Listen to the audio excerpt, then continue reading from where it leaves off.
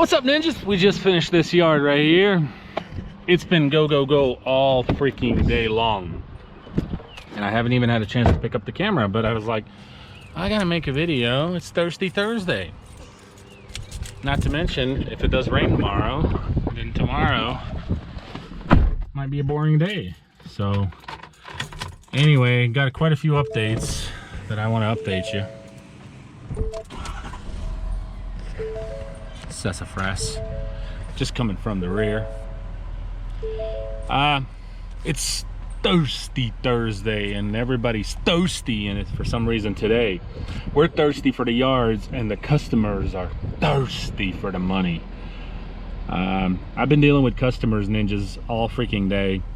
I got two different situations going on currently and trying to deal with that while I'm trying to finish the list. That's why I haven't started the video, and it's just been go, go, go.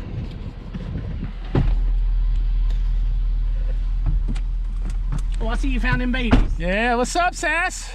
It's hot. It's hot. 86. 86. So this is the yard that always wants me to cut it lower and lower every year. Anyway, it's really windy out here, guys, and I haven't set up the camera, so I'm not gonna get a chance to record this one either, but I wanted to show you where we are. I mean, look how low it is compared to like over there. I mean, it's pretty much like burning it. And she actually wants me to go lower, but remember last year, only the loyal ninjas will remember this last year, but I refuse to go any lower. If she wants to go even lower, she's gonna have to hire somebody else. I'm not going any lower. It's done. Sassy just blew it all off, and she came out and she was like, did you cut it short? And I'm like, yes, ma'am, just like last year. She's like, doesn't look like it's short enough. And I'm like, well, it's the same height as last year's. Oh, okay. Crazy, huh? The grass is so low it could be a Little John song. The grass is so low it could be what? A Little John song. Ninjas, the pollen is so bad. It is everywhere. It's sticking to the truck, to the mowers, to the camera, to the phone. What? Let me see the camera just a second. You'll see it later. Don't worry. What? You got pollen on the back of your legs. Right here? Yep, in your jeans, in both. You see that? Caps. You see that? You see that, ninjas? It's terrible. Like, we're breeding this every yard, and the mower picks it up even more. I mean, come.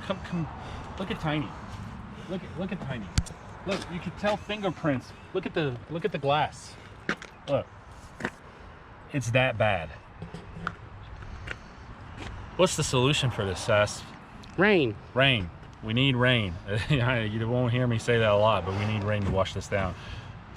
And what were you saying the other day? Out of all the things the scientists can come up with, the only thing they can come up with for pollen is what? That ugly little mask. Put on a mask. Who the heck is gonna wear a mask out here in this kind of heat? Think about it. We just finished the last yard. The things that I want to talk about, I'm gonna do it when I get home. What is that you call it? After hours with Sensei Nick. After hours with Sensei Nick, because I want to just get home and we're completely on the other side of the town. So I picture you there in one of those little robes like Hugh Hefner used to wear, some lit candles and stuff. You're like, welcome to After Hours with Sensei Nick. Welcome. After Hours with Sensei Nick. Maybe one of them little pops that blows the bubble out of it. Yeah, I love those. Nature Minute with Sassy! I'm glad you brought that. Okay. You know, we talk about kangaroo tails all the time. All right, kangaroo tails. Kangaroos cannot walk backwards. They can't walk backwards. No, the moonwalk will never be part of the kangaroo's dance repertoire because your tail's always going to be in the way. So you don't want to back one of them in a corner because they can't back up. All they can do is come at you because backing up ain't a thing. Kangaroos can't back up. I did not know that. Did you know that? I did not know that, Sass. Well, you know how it is in Australia. Even the cute animals will whoop your butt. You don't want to go to Australia. No. Some ninjas on that last video that we talked about Australia are like, come on, Sass. Oh yeah, we live out here in Australia. Yeah, they said they'd take care of me, so I ain't got no business. If I ever get down under, I'm gonna go down under. Say goodbye to Sass. Bye. The Ninja equipment will be here tomorrow. Okay, it's getting delivered here tomorrow, and bear with me. I'm still trying to catch up and stuff, so I will be doing a reveal, of course, video on it. Not sure how it's getting delivered or what, if it's going to be in a box or what. I don't know. I don't know. So, wanted to give you an update on that. So, Ninja Equipment will be here tomorrow. They actually called today and to let us know.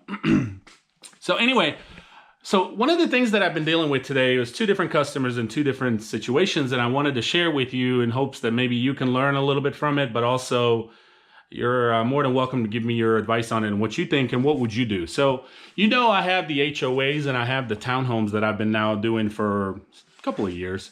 And if you recall, I told you a while back, and I don't even remember what video it was, but I told you a while back that they just, new management, came in, they took over. Also, the presidents, they changed. So it's not the same president when I came on board. And so a lot of things have been changing, a lot of things that they've been requesting and talking to me. And so one of the things that they have confronted me with, or I should say presented, is they don't want me to use the stand-on mower. And I use the 52, of course, because it is a smaller one and it's perfect. They want me to go back to either a super small 36-inch walk behind or a push mower. And ultimately, one of the reasons, and when I asked why, they said is because they feel like I rushed through it. They feel like that I finished too fast. So ultimately, what they're trying to tell me is they feel like they're not getting their money's worth. Now, I asked them if there's a problem with quality, and they said no, but sometimes those big mowers can leave tire tracks. And to me, it feels like they're just being super picky. Now, I don't know. But here's my problem with this. The problem that I'm having, ninjas, is if there is a problem, tell me, and I, as a business owner, will do my best to resolve whatever it is, if I can. And if I can't, I'll say I can't, and I'm sorry, and then they can decide to do whatever they need to do. But that's not what I was presented with. What I'm being presented with is they're trying to tell me how to do my job. Now, there's no issues with quality. You guys saw the mulches, they're taken care of every year. We do the shrubs every year, and we also do a weekly mow, and the yard looks great. It's always a little scruffy looking, of course, as spring comes in, weeds are there and all that. But then as even after today, I know I didn't record, but after we finished mowing, it looked beautiful. So I have a problem when somebody tries to tell me how to do my job. So they're not really just telling me that there's a problem, Nick, you need to fix it. And now it's up to me to either fix it or not fix it. They're telling me, no, we want you to do your job like this. So they're trying to control me by telling me what mower to use, without really giving me a specific reason why, except that they feel like I finished too fast. And that the big mower could possibly leave some tire tracks. There's tire tracks on the driveways by people who live there by their cars. Okay, so to me, that's a bunch of bogus. Now, this is expected anytime new management comes in. This is expected anytime a new president comes in. This is commercial property for you. Okay, this can happen to churches. This can happen to HOAs, townhomes. This can happen to duplexes, right? You guys see what I'm going through with that right now. Apartment complexes, all that stuff. This is one of the reasons why I never took the step of trying to go full commercial. I don't like it. I don't mind having some of it, but I also enjoy my residentials. So, with that being said, I have a problem if you try to tell me how to do my job. I don't have a problem if I'm doing something wrong and you tell me and give me the opportunity to fix it. So, here is ultimately where it's at right now. I think they are still wanting me to push mow or go to a walk behind. I'm not push mowing 36 HOAs where I'm going to be there all day. And if I am, which I'm not going to even do, but if I have to be even forced to go to a walk behind, my price is going to change because I'm still going to be there longer. Now, my argument to it is I have skilled that property. I've gotten faster over time because I've gotten comfortable. I know what needs to be hit. I know what needs to be done, and nothing gets missed. Now, I'm not saying we're perfect. I'm sure there's things maybe occasionally that get missed here and there, but nobody's ever confronted me and told me anything about it. But I'm just saying that from a perspective of we're human. So I'm sure things get missed. Nobody's perfect. But they're not happy when I suggested that the price would possibly have to change because Why would I do the same job for the same money, only longer? And so they didn't really seem crazy wild about that. So anyway, what would you do? Would you drop them, or would you just accept it and push mow, or go back to a walk, or go to a smaller walk behind? Now, I don't own a walk behind, nor do I care to own one, because they're no good to me. I feel like if any, they're good for hills, but if any hills that I encounter, if I don't feel safe with my stand-on mower, then I probably wouldn't be safe with a walk behind. So there's no need for them.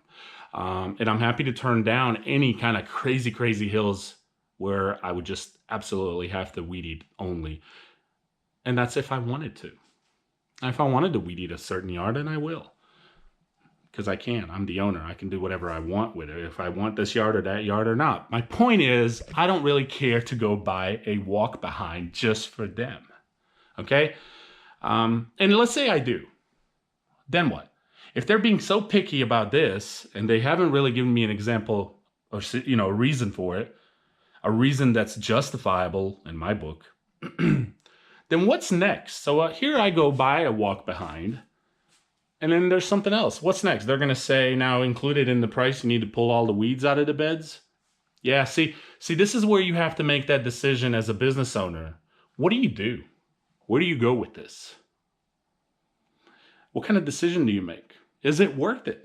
Now look, I appreciate their business, and of course I want their money, but I don't need their money. So there's a difference between wanting and needing. All right, so let me know, what would you do on that? That's a pretty big one. Number two, I've had a customer now that I have, and this is going to be real short. I got a customer now that I've been cutting now for over a year. I felt like I undercharged him just a little, intentionally, not intentionally, because he kind of argued a little bit with me, like, oh, well, that's a little high. And I felt like I was right on my price. So I agreed to lower it because I do have several others in that area. So I was like, yeah, it's okay. Again, I can do that. As a business owner, you can choose to do that. Now, I could have totally turned him down, but I didn't. Now, he has invested pretty decent amount of money in his grass, right? We ended up aerating it. We ended up seeding it and all that good stuff this spring, or as, going into this spring. And I suggested to him, I said, listen, we can do bi-weekly, but I'm telling you, what you've done to your yard, you've invested a lot of money, then this grass is going to grow like crazy. If you stay on a bi-weekly basis, this grass is going to grow so tall. I'm going to cut it on a high level, but that means 2 weeks from now, it's only going to get taller. And that means there's going to be a lot of excess grass, and your yard eventually will die off. So my suggestion was we go weekly. And he said, okay, well, here's my suggestion. How about we go weekly, but you're going to have to cut that price a little shorter? No, because I've already cut myself a little. I can't go shorter. So I told him no. He goes, I have a group of guys or somebody who walked up to my door and gave me a lower price than you, but I told him no because I trust you. And I wrote him back and I said, that's exactly the key into that text message, what you just said. You trust me. So if you trust me, why would you devalue my trust or your trust to me? So I told him, no, I can't. And he seemed a little irritated with that. So I'm not really sure if we're going to continue to move forward with it or not. What would you do? And how much lower could you go? Here's you a prime example. So this is like a $50 yard. This is absolutely an example. Okay? Because these prices are not correct. So this is a $50 yard, and we dropped it $10, so now it's 40. So I felt like it was definitely worth $50, but now it's 40. Okay, cool, because we already have a few others in that area. All right? And now, if we go weekly, what does he want? Does he want me to do for 20 bucks? See, and I know a lot of you young ninjas who come into this game, and you're presented with this type of situation, and you are stuck. What do you do? And I feel like with the pressure of wanting jobs and wanting to land jobs and needing to grow, the desire to grow is so strong, ninjas, that we sometimes are willing to do whatever we can to keep the customer and to have some form of income. Well, listen, I understand it's better to have $1 than no dollar. I get it. But when you come to a certain point in your business where you're losing money, how are you making money? How can you do a yard that's a $50 yard on average? And now you're doing it for 20, 25 just because it's a weekly? No. And the only reason I'm saying let me know what would you do is, one, I want to definitely hear your opinion, but two, don't think that new ninjas, young ninjas who are just now getting into this industry are not reading the comments and paying attention to what all of us are thinking and saying. It helps not only you and me, but it helps everyone who's on this channel and who's watching the ninjas. We'll see you tomorrow. Ninja equipment. Ninja equipment. Yeah. I know I'm a weirdo. It's cool. I'm so excited, man. I'm shaking. But loyalty is key, is royalty, is everything. Loyalty is power, man. A lot of people don't realize that yet. Oh, Wolfpack for life. Peace.